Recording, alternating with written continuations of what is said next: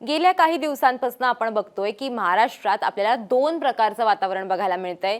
एकीकडे heat wave आहे तर काही ठिकाणी पाऊस पडतोय आणि आता याच्यातच भर पडलेली आहे ती कमी दाबाच्या क्षेत्राची। आता यांनी नेमका काय फरक पडत असतो, यांनी काय होणार आहे आणि कशा पद्धतीने याचा इम्पॅक्ट महाराष्ट्रावर होणार आहे तेच आपण या व्हिडिओतनं समजून घेणार आहोत। नमस्कार, मी देवयानी आणि तुम्ही बघताय मुंबई तक। तर सर्वात पहिले आपण समजून घेऊयात की आत्ताच्या घडीला काय परिस्थिती आहे आणि कमी दाबाचं क्षेत्र म्हणजे लो प्रेशर एरिया म्हणजे नेमकं काय असतं आणि त्याच्यामुळे कसा फरक पडणार आहे महाराष्ट्राच्या वातावरणावरती। आता आपण गेल्या वेळेला बघितलं होतं की वेस्टर्न डिस्टर्बन्सेसमुळे आणि त्याचबरोबर मुंबईच्या महाराष्ट्राच्या एकदम बरोबर वर म्हणजे आपण साधारण गुजरात राजस्थान या भागामध्ये आपल्याला एक अँटी सायक्लोन तयार होणार आहे असं एक परिस्थिती जी आहे ती तयार झालेली होती, ज्याच्यामुळे महाराष्ट्रातल्या मराठवाडा आणि विदर्भ या भागामध्ये आपल्याला पाऊस बघायला मिळत होता। पण त्याच वेळेला आपल्याला कोकण मुंबई पालघर हा सगळा जो पट्टा होता या पट्ट्यात मात्र आपल्याला ड्राय ह्युमिड असं वेदर बघायला मिळत होतं। तिथे कुठल्याही प्रकारचा पाऊस आपल्याला बघायला मिळालेला नव्हता, उलट तिथे तापमानात वाढ होईल असंच सांगण्यात आलेलं होतं। आत्ताच्या घडीला काय झालेलं आहे बघा की इथे या बाजूला आपण जर बघितलं तर एक लो प्रेशर एरिया जो आहे तो तयार झालेला आहे, म्हणजे ते कमी दाबाचं क्षेत्र जे आहे ते तयार झालेलं आहे आणि ते कमी दाबाचं क्षेत्र जे आहे ते आणखीन इंटेन्सिफाय होईल किंवा ते आणखीन क्लिअरली त्याचं रूप जे आहे ते धारण करेल आणि त्यानंतर आपल्याला साऊथ इंडियातला जो भाग आहे त्या भागामध्ये आपल्याला पाऊस बघायला मिळेल असं म्हटलं जातं, ज्याला प्री मॉन्सून रेन असं म्हटलं जातं, ज्याला प्री मॉन्सून शॉवर्स असं म्हटलं जातं, तो आपल्याला बघायला मिळेल। आणि त्याच्यामुळे काय होईल तर जो साऊथ वेस्ट मॉन्सून आहे जो सुरुवातीला अंदमान निकोबार या बाजूनी मग भारताकडे येत असतो, जो केरळमध्ये दाखल झाल्यानंतर मग असं म्हटलं जातं की आता पावसाळ्याचं आगमन झालेलं आहे भारतामध्ये आणि मग हळूहळू त्याचा प्रवास जो आहे पावसाचा तो वरच्या दिशेनं होत जातो।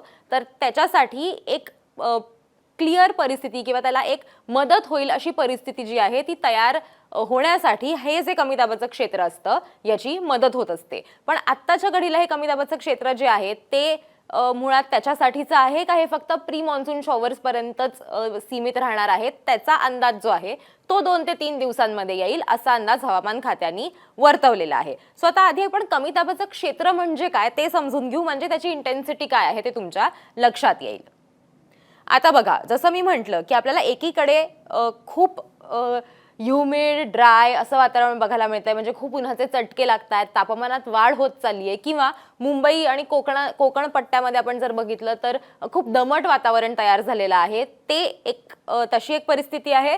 तर दुसरीकडे महाराष्ट्रात आपण जर बघितलं तर विदर्भ आणि मराठवाडा जो भाग आहे तिथे मात्र आपल्याला पाऊस पडताना दिसतोय। आता हे का होतंय तर अनेक सिस्टीम्स ज्या आहेत त्या सध्या तयार झालेल्या आहेत आणि त्या सिस्टीम्समुळे हे होतंय। म्हणजे आता तुम्ही इथे बघा, इथे एक सिस्टीम तयार झालेली आहे, त्याचबरोबर वरच्या भागात आपल्याला 2 सिस्टीम्स बघायला मिळतात आणि इथे नॉर्थ ईस्ट मध्ये सुद्धा आपल्याला अनेक सिस्टीम्स कार्यरत असल्याचं बघायला मिळतंय। आणि या सगळ्याचा जर ओव्हरऑल इम्पॅक्ट बघितला तर त्याच्यामुळे हळूहळू त्याचा इम्पॅक्ट जो आहे तो सगळ्या राज्यांवरती व्हायला सुरुवात होते। त्याच्यामुळे इथे एक 2 3 4 5 आणि 6 अशा 6 सिस्टीम्स आत्ताच्या घडीला कार्यरत आहेत असं आपल्याला या चित्रातनं स्पष्ट होत आहे। आता पुढे जाऊन बघूयात जर कमी दाबाचं क्षेत्र जे असतं ते म्हणजे काय, तर ते आपण या डायग्रामच्या माध्यमातून सोप्या भाषेत समजून घेऊ। आता इथे काय लिहिलेलं आहे की ज्या वेळेला सूर्यामुळे जी तापमान आहे, जमीन जी आहे ती गरम होते, त्यावेळेला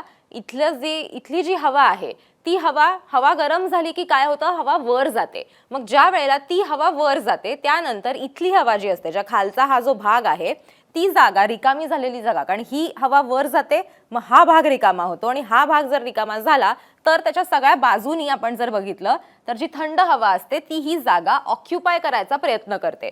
सो हे ॲरोज तुम्हाला जे दिसत आहेत त्याचा तो अर्थ असतो की इथली हवा ज्यावेळेला गरम होते सूर्यामुळे आणि मग ती वर जाते त्यानंतर आजूबाजूच्या परिसरातली जी हवा आहे, थंड हवा जी आहे ती इथली जागा घ्यायचा प्रयत्न करते आणि त्याच्यानंतर ही हवा जी सुरुवातीला वर गेलेली आहे ती हळूहळू वर गेल्यानंतर गार होत जाते, त्याचं रूपांतर हे ढगात होतं आणि त्याच्यानंतर आपल्याला पाऊस बघायला मिळतो. आता याचा इम्पॅक्ट कसा होतो, तर याचा इम्पॅक्ट दोन पद्धतींनी होऊ शकतो, की एकतर ही सिस्टीम जी आहे ती जर स्ट्रॉंग झाली, ती तशीच राहिली, तर त्याच्यामुळे आणखीन पाऊस जो आहे तो इंड्यूस होतो, आणखीन पाऊस जो आहे तो लवकर येण्याची शक्यता असते. आणि दुसरी शक्यता अशी असते की हे टेम्पररी असतं, हे 2 ते 3 दिवस याचा इम्पॅक्ट राहतो, वेगवेगळ्या राज्यांवरती आपल्याला इम्पॅक्ट बघायला मिळतो आणि त्यानंतर मात्र आपल्याला आणखीन गरम व्हायला सुरुवात होते, कारण की हे सिस्टीम जे आहे ते वीक होतं. सो अशा दोन शक्यता आपल्याला याच्यामध्ये बघायला मिळतात. आता याचंच एक डिप्रेशनमध्ये त्याचं फॉर्मेशन जे आहे ते सुद्धा होऊ शकतं, किंवा जसं मी म्हटलं की टेम्पररी फक्त एक रिलीफ जो आहे तो आपल्याला वाटतो की पाऊस पडून गेलाय, थोडासा आपल्याला उन्हापासून त्याच्यातनं टेम्पररी रिलीफ मिळतो आणि नंतर मात्र पुन्हा जास्त गरम होतं. म्हणजे आपण जे अनेकदा बघायला म्हणतो की अरे पाऊस आलाय, लगेच खुश होऊ नका, आता पुढच्या 2-3 दिवसात आणखीन जास्त गरम होईल, असं जे म्हटलं जातं ते अनेकदा याच्यामुळे असतं. सो एक लो प्रेशर एरिया काय असतो हे आपल्याला कळलेलं आहे. आता आपण बघूयात की अंदाज काय वर्तवण्यात आलेला आहे पुढच्या 2 ते 3 दिवसांसाठीचा आणि त्याचा कसा ओव्हरऑल इम्पॅक्ट आपल्याला महाराष्ट्रावरती बघायला मिळणार आहे. आता याच्यात तुम्ही जर बघितलं तर 11 मेचा अंदाज काय आहे की तापमानात वाढ होईल असं सांगण्यात आलेलं आहे आणि काही भागात वादळी वाऱ्यांसह पावसाचा इशारा महाराष्ट्रात देण्यात आलेला आहे. आता हा भाग कुठला आहे, तर याच्यामध्ये आपण जर हीट वेव्ह कुठे येऊ शकते असं जर आपण बघितलं तर हीट वेव्ह साठी आपल्याला कोकण आणि मुंबई हा पट्टा जो आहे तो स्पेसिफिकली आपल्याला इथे हीट वेव्ह जी आहे ती असेल असं सांगण्यात आलेलं आहे. आता त्याच्यामध्ये उत्तर महाराष्ट्रात आपण जर बघितलं तर जळगाव आहे, धुळे आहे, नंदुरबार आहे, नाशिक आहे, या भागांमध्ये आणि नाशिकचा जो घाट परिसर आहे तिथे सुद्धा आपल्याला हीट वेव्हचा इशारा जो आहे तो हवामान खात्याकडनं देण्यात आलेला आहे. तर आपण जर ठाणे, मुंबई, रायगड, रत्नागिरी हे जर भाग बघितला तर इथे हवामान खात्याने सांगितलेलं आहे की इथे सुद्धा त्यांनी हीट वेव्हचा इशारा दिलेला आहे. पण इथलं तापमान कसं असेल किंवा इथला एक फील कसा असेल पुढच्या 2 ते 3 दिवसातला, तर तो दमट असेल, ह्युमिडिटी जी आहे ती ह्युमिडिटी वाढेल आणि त्याच्यामुळे आपल्याला तापमान खूप वाढलंय का असं वाटेल असं हवामान खात्याने सांगितलेलं आहे. पण ऍक्च्युअल टेम्परेचर जे असेल ते 34, 36, 38 या रेंजमध्ये असेल असं हवामान खात्याने वर्तवलेलं आहे. पण ह्युमिडिटी वाढेल, घाम वाढेल, दमटपणा जो आहे तो वाढलेला असेल असं हवामान खात्याकडनं वर्तवण्यात आलेलं आहे. तेच आपण आता जर सिंधुदुर्ग, कोल्हापूर, सांगली, सोलापूर हा भाग बघितला तर इथे मात्र वादळी वाऱ्यासह पावसाची शक्यता जी आहे ती वर्तवण्यात आलेली आहे. म्हणजे इथे मध्यम स्वरूपाचा पाऊस पडू शकेल किंवा तुरळक ठिकाणी मध्यम स्वरूपाचा पाऊस पडू शकेल असा अंदाज हवामान खात्याकडनं वर्तवण्यात आलेला आहे 11 मे साठीचा. आता आपण 12 मेला काय अंदाज आहे ते बघूयात. 12 मेला आपण जर बघितलं तर फक्त उत्तर महाराष्ट्रात आपल्याला हीट वेव्हचा इशारा जो आहे तो देण्यात आलेला आहे असं दिसतंय. इतर उर्वरित महाराष्ट्रात कुठेही आपण जर बघितलं तर कुठलाही इशारा देण्यात आलेला नाहीये, म्हणजे कुठलीही वॉर्निंग नाहीये. त्याच्यामुळे सध्या तुमच्या इथे जे तापमान आहे साधारण तसंच तापमान 12 मेला सुद्धा तुम्ही त्याची अपेक्षा करू शकता असं हवामान खात्याने सांगितलेलं आहे. नाशिक असेल, संभाजीनगर, जालना, जळगाव, धुळे आणि नंदुरबार इथे मात्र हीट वेव्हचा इशारा देण्यात आलेला आहे, येलो वॉर्निंग देण्यात आलेली आहे. त्याच्यामुळे तापमानात काही प्रमाणात वाढ सुद्धा होईल आणि दुपारच्या वेळेला तुम्ही त्याच्यामुळे बाहेर पडू नये असं सुद्धा हवामान खात्याकडनं सांगण्यात आलेलं आहे. उर्वरित महाराष्ट्रात मात्र परिस्थिती तशीच असेल. 13 मेचा अंदाज बघायचा झाला तर 13 मेला नाशिक, संभाजीनगर, जालना, जळगाव, धुळे या भागांमध्ये हीट वेव्हचा इशारा देण्यात आलेला आहे. उर्वरित भागात कुठलाही वॉर्निंग किंवा कुठलाही इशारा देण्यात आलेला नाहीये. कुठलीही म्हणजे ऑरेंज अलर्ट, येलो अलर्ट असे कुठलेही अलर्ट देण्यात आलेले नाहीयेत. त्याच्यामुळे 12 मे आणि 13 मे हे 2 दिवस मात्र तुमच्याकडे आत्ता जसं वातावरण आहे साधारण तशाच प्रकारचं वातावरण पुढचे 2 दिवस सुद्धा कंटिन्यू होऊ शकतं असा अंदाज हवामान खात्याने सांगितलेला आहे. मात्र हा भाग जो आहे म्हणजे ज्याच्यामध्ये उत्तर महाराष्ट्र आणि मराठवाड्यातले 2 जिल्हे आहेत तर याच्यामध्ये मात्र आपल्याला हीट वेव्हचा इशारा या भागांना देण्यात आलेला आहे. त्याच्यामुळे जे लो प्रेशर एरिया आहे त्याच्यामुळे अनेक चेंजेस जे आहेत ते वातावरणात आपल्याला बघायला मिळू शकतात आणि त्याच्यातलं महत्त्वाचा चेंज हा आहे की जसं मी तुम्हाला आपण पुन्हा एकदा पहिल्या स्लाइडवरती जाऊयात आणि बघूयात की ज्या वेळेला एक लो प्रेशर एरिया क्रिएट होतो त्याचा इम्पॅक्ट हा हळूहळू आपल्याला साऊथकडनं वर येताना बघायला मिळतो. म्हणजे ज्या पद्धतीनं आपण पहिल्या स्लाइडवर जाऊया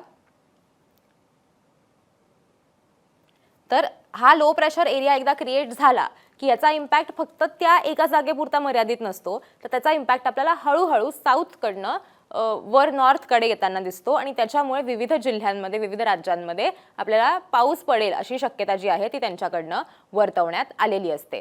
सो अशा प्रकारे वातावरणामध्ये वेगवेगळे बदल जे आहेत ते होऊ शकतात आणि त्याचबरोबर ज्या वेळेला लो प्रेशर एरिया जो असतो तो एका कंटिन्युअस पिरियडसाठी असतो किंवा तो बरेच दिवस जर झाला किंवा तो आणखीन स्ट्रॉंग झाला, आणखीन इंटेन्सिफाय झाला, तर जो साऊथ वेस्ट मॉन्सून आहे जो अंदमान साईडनी आपल्याला बे ऑफ बेंगॉलकडे आणि मग बे ऑफ बेंगॉलकडनं केरळकडे येताना दिसतो आणि मग महाराष्ट्रात दाखल होतो, त्याच्यासाठी सुद्धा मदत होऊ शकते. कारण लो प्रेशर एरिया क्रिएट झाल्यानंतर मॉइश्चर इन्कर्जन जे आहे ते मॉइश्चर इन्कर्जन वाढलेलं असतं आणि जी हवा असते, जे वारे असतात, जे मोसमी वारे असतात त्यांना खेचण्यासाठी या लो प्रेशर एरियाचा फायदा होतो, ज्याला एक पुल इफेक्ट असं म्हटलं जातं. त्याच्यामुळे जो मॉन्सून आहे, जो साऊथ वेस्ट मॉन्सून आहे, ज्याला आपण पावसाळा असं आपण म्हणतो, तो पावसाळा कदाचित लवकर येऊ शकेल की काय अशी शक्यता आत्ताच्या घडीला वर्तवली जाते. पण अर्थात हे आणखीन 2 ते 3 दिवस हवामान खात्याने सांगितलेलं आहे की आपल्याला वाट बघावी लागेल. साधारण आपल्याला एक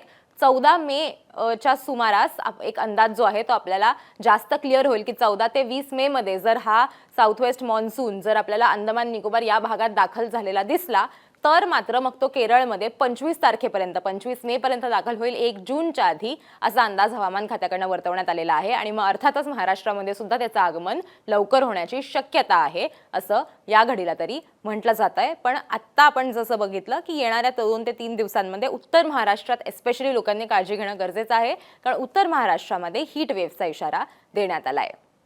हा व्हिडिओ तुम्हाला कसा वाटला, हे एक्सप्लेनेशन तुम्हाला कसं वाटलं ते आम्हाला कमेंट करून सांगा. आणि तुम्हाला जर असेच वेदरचे व्हिडिओज आणखीन डिटेलमध्ये समजून घ्यायचे असतील, तुम्हाला जर वेगवेगळे कॉन्सेप्ट जाणून घ्यायचे असतील तर तेही आम्हाला कमेंट करून सांगा. आणि मुंबई तकला सबस्क्राईब केलं नसेल तर मुंबई तकला सबस्क्राईब करायला विसरू नका.